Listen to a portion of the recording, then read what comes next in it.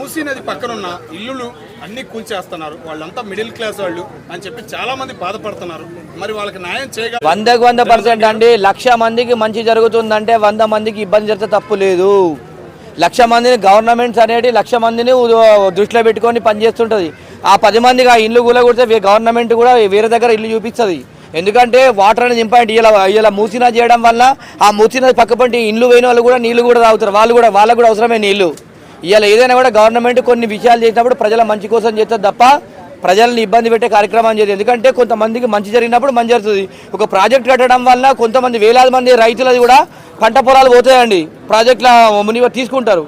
అదేవిధంగా కంపల్సరీ గవర్నమెంట్కి సహకరిస్తూ ముందడుకోవాలి. ఎవరైనా కూడా పేదోళ్ళు ఎవరైనా ఉంటే కూడా గవర్నమెంట్ లబ్ధిదారులని నిజమైనటువంటి లబ్ధిదారులకు గవర్నమెంట్ కంపల్సరీ వాళ్ళకి ఇల్లు కూడా కల్పిస్తుంది అని చెప్పి తెలియజేస్తున్నా. ఓకే సార్, ఇప్పుడు వెళ్ళిన జనం మొత్తం రేవంత్ రెడ్డి గారికి సరైన సలహాలు ఇవ్వగలరని మీరు అనుకుంటున్నారు?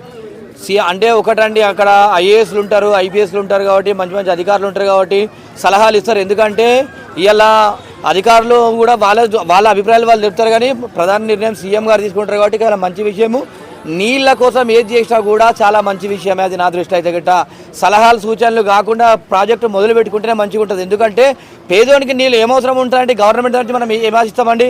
రోడ్లు మంచిగా ఉండాలి, నీళ్లు రావాలని చెప్పి ఆశిస్తాడు తప్ప ప్రజలు వేరే ఏం ఆలోచించారు. ఎందుకంటే గవర్నమెంట్ ఇచ్చేది కూడా నీళ్లుని, రోడ్ సదుపాయాలు, డ్రైనేజ్ సిస్టమ్ మంచిగా ఉండాలని చెప్పేసి కూడా కంపల్సరీ 100% ఈ నిర్ణయం తీసుకుని చాలా మంచిది. ఎందుకంటే హైదరాబాద్ చుట్టుపక్కల కూడా ఫ్యాక్టరీలు కూడా చాలా ఉన్నాయి కాబట్టి ఫ్యాక్టరీలకు నీళ్ళు అవసరం ఉంది, ప్రజలకు అవసరం ఉంది, గృహ నిర్మాణాల కోసము అన్నీ కూడా అవసరం ఉంది కాబట్టి 100% ఇవ్వాలి. ఎందుకంటే ఇలా యావత్ భారతదేశం మొత్తం తెలంగాణ వైపు చూస్తుంది. యావత్ భారతదేశం హైదరాబాద్ వస్తున్నారు. మనం చూస్తే నాడు చూస్తే ఓన్లీ మహబూబ్ నగర్ వాళ్ళు, శ్రీకాకుళం వాళ్ళు మాత్రం హైదరాబాద్ వచ్చి వలసగా వస్తుండే.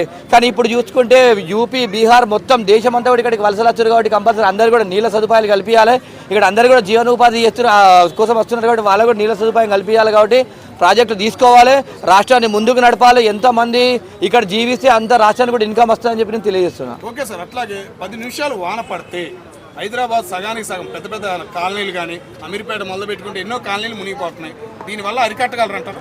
100% అరికట్టాలండి. హైడ్రా చాలా మంచి కార్యక్రమం చేస్తుంది రాష్ట్ర ప్రభుత్వం. ఎందుకంటే మనం ఇప్పుడు మీరు అన్నారు చిన్నపాటి ఇలా ఇది అక్రమ దళారులు చేయబట్టి, భూ కబ్జాదారులు చేయబట్టి ఇలా చెరువులు మొత్తం పూడుకపోయినాయి. ఇలా గుర్తుపెట్టుకోండి, ఇలా హైడ్రా మంచి చేస్తుంది. ఎందుకంటే ఇలా వర్షం పడ్డ నీళ్ళు, ఇప్పుడే మీరే అన్నారు వర్షం పడ్డ నీళ్ళు ఇక్కడ ఉంటే ఇలా చెరువుల్లో నీళ్ళు ఎక్కడికి పోతాయి? ప్రజల ఇళ్ళలాగా ఇలా కావాలి. మనం ప్రజలు వాడుకున్నటువంటి స్నానాలు చేసిన బాత్రూమ్ నీళ్ళు ఎక్కడికి పోవాలి? చెరువులు కుంటలు ఉంటే అక్కడికే కదా పోవాల్సింది. ఇలా ప్రజలందరూ కూడా గుర్తుపెట్టుకోవాలి, హైడ్రా వేసే చాలా మంచి పని.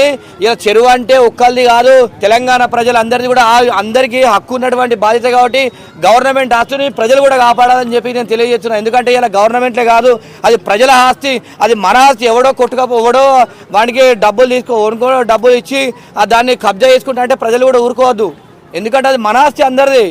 తెలంగాణలో పుట్టినటువంటి 4 కోట్ల మంది ఆస్తి అని చెప్పేసి అందరూ కూడా భావించాలి. హైడ్రాకి సపోర్ట్ చేయాలి, హైదరాబాద్ నగరాన్ని కాపాడాలని చెప్పి తెలియజేస్తున్నా.